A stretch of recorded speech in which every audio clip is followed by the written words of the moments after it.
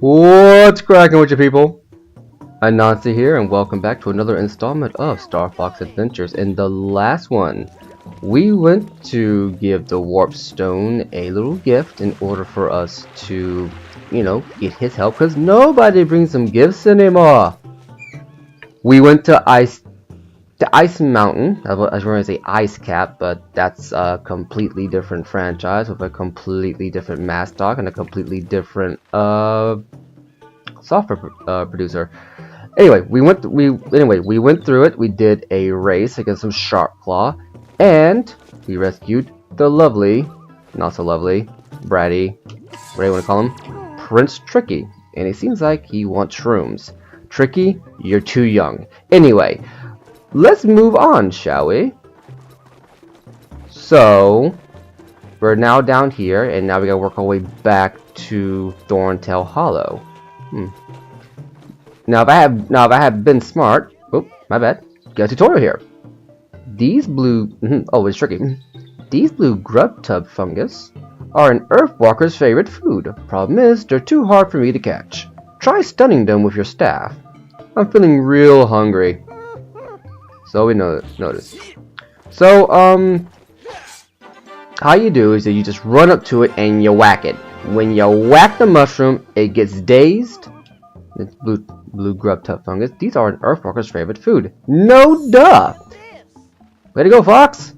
Now, when I am near, you can feed me the grub tub fungus using your C-stick inventory. Highlight the fungus, then press A to feed me. This will become an integral part of this entire journey. Because, here's the thing about Tricky. So you're not there, you have to be near him. So here we go. If you go to the red inventory, I think this is your key items. Just hit A, and he will eat.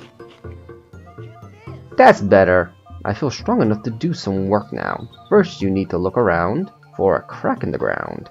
Then open the C-stick inventory and access the sidekick menu. That's the one with my picture on it. Highlight the icon that displays Find Secret, and then press A. Maybe I'll uncover something cool. So, as he was saying, this is your Tricky inventory. You can have him stay and not follow you if you really don't want him near you. You're probably not going to need it outside of some key items. And then I believe you do this again. No, not like that. There's no heal command. My bad. I forgot. Anyway, you can bring it over here. Crack in the ground. Tell him to find it. He'll come running over. And he'll dig. Now this is a button. Now, as you can probably tell, this is a... Hey, Fox, I thought we were teammates. Open the C-stick inventory. Give me my stay command, and I'll sit on the switch for you. So what you want to do is you want him to stay. And I believe they have a program to where if you tell him to stay near a thing he can hold down, he will automatically run towards it. So you do that. You come here like so. You press A, and your staff doubles as a lever. Man, it's such a good multi-use tool. I wonder if we're ever going to... One of these things will make a comeback in a later sequel game. Who knows? But yeah, also, one thing to note about Tricky's little meter, if you look at the top left there, underneath your health and your staff meter, you will notice that there is a Tricky meter. And next to Tricky's meter is his shrooms. Now, if he is low on shrooms, he will not perform any tasks. Certain tasks take more shrooms than others. So what you want to do is you want to make sure he's full up on shrooms. He can take up to 5 shrooms at a time, and when he's nice and full on shrooms, you'll pretty much be good for, I want to say, the duration of a dungeon. You won't have to worry about feeding him or using his abilities way too often. Oh, okay, my bad. Here we go. See that crack in the rock? Give me my Find Secret command, and I'll see if I can get us out of here. So one thing you notice that blue grub tub fungus was just kind of sitting there. Yeah, they are alive and they have a sleep cycle. So if it's night, you'll have an easier time catching them than during the day because they won't move. Now his Find Secret command, he dug through a wall, and now we're going to follow through. But now as a result, his Find Secrets command has cost him both of his grub tubs. So now he's, out of shrooms. So, what we gotta do? Gotta shroom him up. I'm doing such a good job taking care of this kid. And just go from there. I believe we're still in a Snowhorn Waste. Oh, we got the blue Sharp Claw. Now, one thing I want to know is that on this in this game on this world, Rare has done a pretty good job at creating a world to explore. You know, and there's Tricky running off. Tricky, what are you doing? But yeah, they've done a really good job creating a world with a pseudo, I guess, class system, because as you can tell, they have different names for different species. The Sharp Claw are essentially the raptors. They're the velociraptors of the. You're gonna learn to hate these guys. They're easy to kill, but they are annoying to deal with. Now, anyway, almost forgot. Why there? By the way, every time you start up a game, I believe you have to re-equip your special staff skills. But yeah, so they did a good job in, you know, using different dinosaurs and giving them different personalities, different tribes and whatnot. The Sharp Claw are, for the most part, just I believe, a nomadic warrior tribe, where the Earthwalkers are, well, the predominant race on the planet. Which is odd, because you figure it'd be the Sharp Claw given the fact that they're raptors, but no, the Earthwalkers are the dominant race. Then there's the Cloud Runners, which is what we saw Crystal riding on the back of in the opening prologue level, you know? And there are others around, which you will see eventually, and they each have their own little quirk. You better sit your butt down. There you go. Big guy, but he's easy to beat. And Tricky's running around. Come here!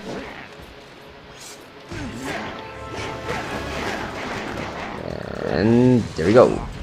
Oh, by the way, I should also mention that the combat for the staff is a lot like, where is it?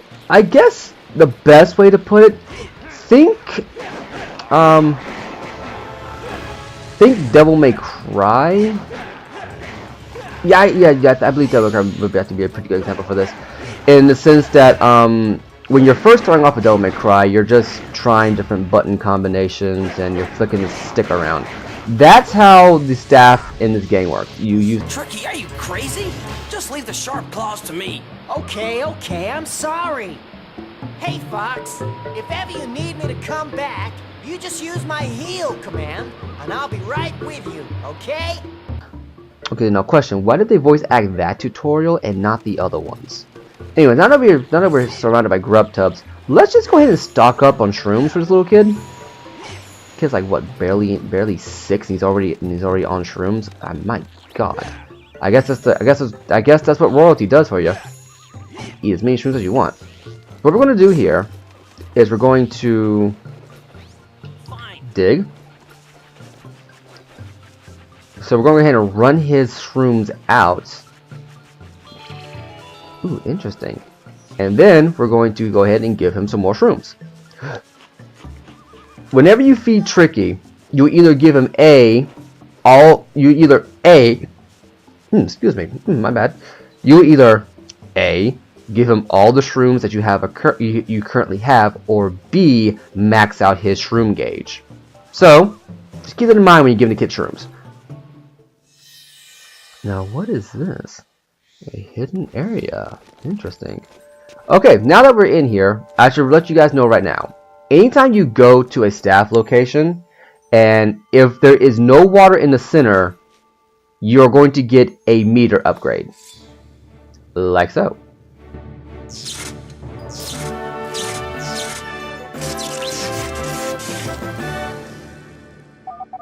This is a staff energy meter. It increases the maximum amount of magic gems that you are able to carry. These holders are only found inside their underground hiding places. So now we can use the fire. You can use the fire ability more often now. You have more shots before you run out. But like I said, if you ever go to a staff location and there's water in the center, then you're about to get a new upgrade. if there's no water in the center, you're going to get a meter enhancement. And now, I believe these guys are called the Snowhorns. I'm too hungry to talk to strangers. But apparently not too hungry to tell me you're too hungry to talk to strangers. What? But these are Snowhorns. Now with Snowhorns, we're going to have to dig around and find something he's going to enjoy. So we have to feed him essentially. I'm not gonna lie, I always get hit by those guys at least once.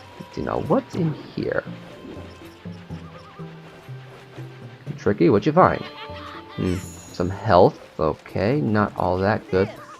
Interesting. What's in here?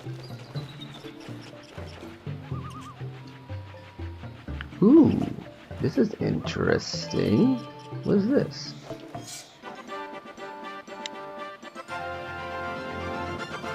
You have found an alpine root. The Snowhorn love to eat these tasty roots. Problem is, they can't dig them out themselves. Well, to be fair, they didn't say it was their primary diet. They just say it's a particular favorite of the Snowhorn.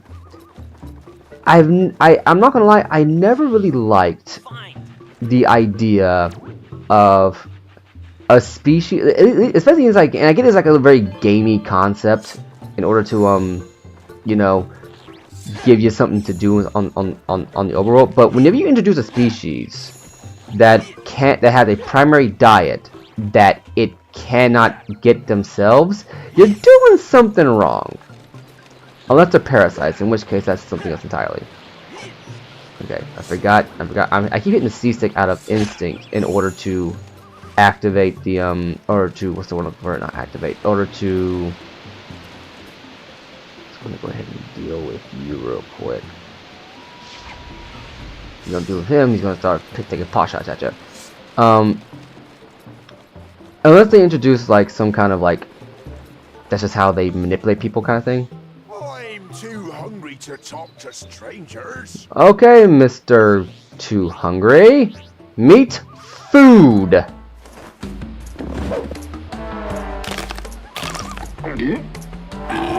That's better. I tell you what, young'un, I'll help you out. Here you are, my boy. This is a scarab bag. By collecting scarabs, you'll be able to buy many useful items.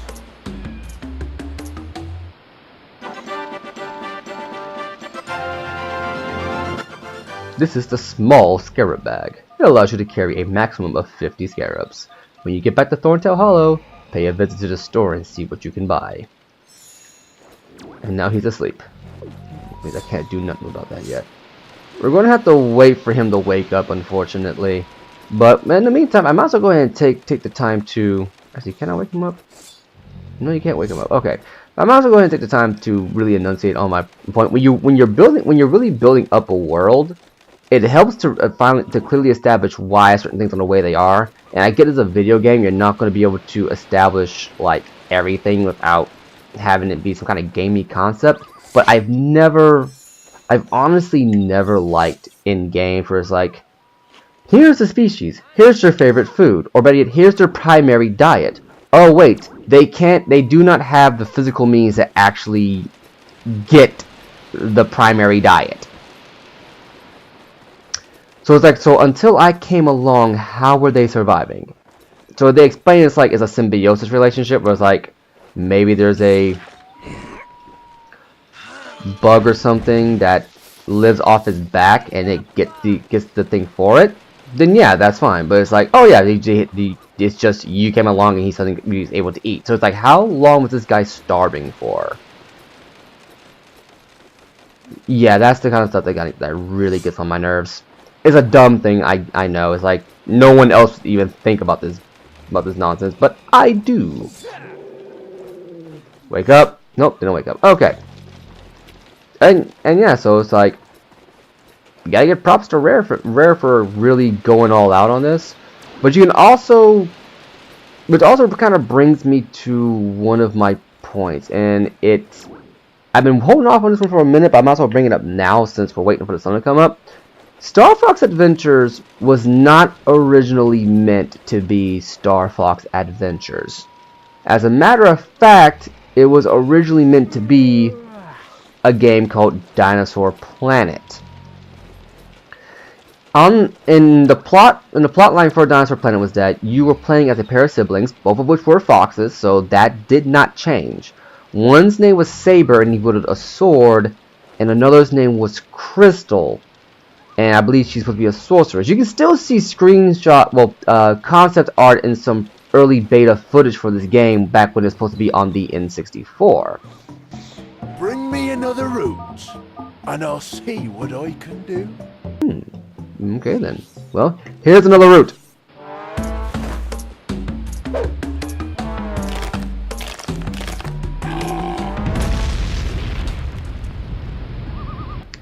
So that's what we need a second route for, so he can do this for us. But yeah, so how this block can be pushed, pulled, or moved sideways.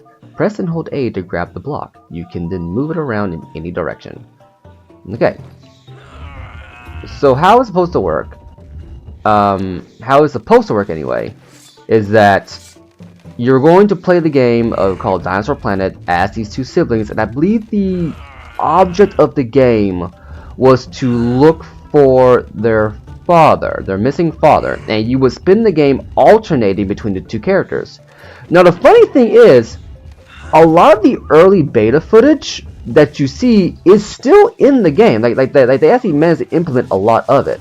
Like the opening scene where Crystal, you see General Scales in the flames, and he runs out and he grabs Crystal. Like all of those opening cinematics were in the N64 beta, so they didn't really change too much. It just made the main character of Saber Fox. So yeah, that's what ended up happening in a lot of the speeder bike sections. I believe Tricky was still very much a thing. So you may be asking yourself this question: well, why did Rare change from Dinosaur Planet to Star Fox Adventures? Well, here's how it's going.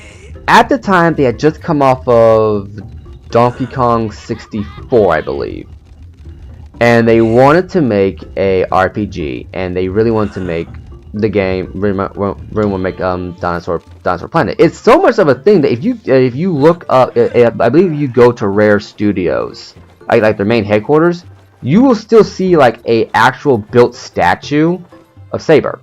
Oh, the water looks very cold, Fox. You'd better get out quick if you fall in. Alright, Slippy. But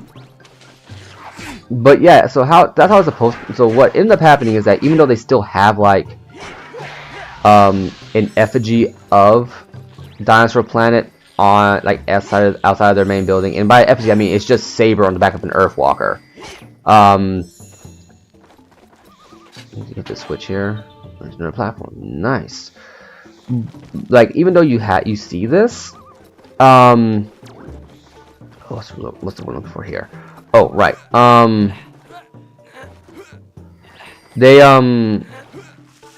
They changed it to Fox because after they got done doing oh look, a blue snowhorn. I'm sorry, I'm going to so many tangents here. Let's go ahead and see what he has to say, and I'll finish my tangent. Oh, what a sad day. My golden root has been stolen. Might want to keep that in mind. But yeah, oh, I just remembered. I think in one of the last parts, I've gone on too many tangents here. I believe in the last part, or the part before last, I said there were only 2 colors of scarabs. I actually like just 3. It's just the other one we haven't bumped into yet, and I don't believe you bump into it very often. But yeah. So The sharp claws have captured our leader. interesting. But yeah, so I got. Do you hear that? I don't hear much. But yeah, so what ended up happening is that after they came off of Donkey Kong 64 and Banjo-Tooie, they wanted to do something different. Oh, the freaking tutorials! I swear, I picked the worst times to go on tangents and interesting backstories. This is a Bombadad. It is a magical creature whose powers can restore life. If you have collected a Bombadad and die, It can be used to restore you back to good health. Until you buy the Bombadad holder, you can only carry one at a time. Okay, so fun fact about Bombadads. I promise this, hopefully this will be the last time I go on a tangent and I can actually get to my freaking point. Bombadads are your fairies. If you ever played Zelda, they are your restores when you're dead. I don't believe it's a full restore, but it is a restore nonetheless. How it works is that as long as you have one on you, you will always come back to life. And if you dig one up and you don't have a Bombadad holder like this says, the Bombadad does not go away. It will stay there unburied, just bouncing in a circle until you come pick it up. So it's a convenient thing right there. So I got to give them props for that. Anyway, back to my tangent. So, I don't have a key here. So, after coming off the back of those successes, they wanted to do something a little bit bigger, something a little more ambitious. But, great, here we go. You pay me scarabs to pass. The Sharpclaw, you gotta pay him. You pass, but don't tell boss. Yeah, so this is a very lazy guy. Now, luckily, you only have to pay him once. After you pay him once, you're done. You never have to pay him again. So there you go. Great. And I believe if you do this right here. Right, Dermina Flames. Okay, I forgot about that. These are your fire keys. I do not believe we can do anything about them right now. Yeah, so I wouldn't worry about it right now. So anyway, so they do they get ready to do their big project, and they try to make a pitch to Nintendo. I believe at the time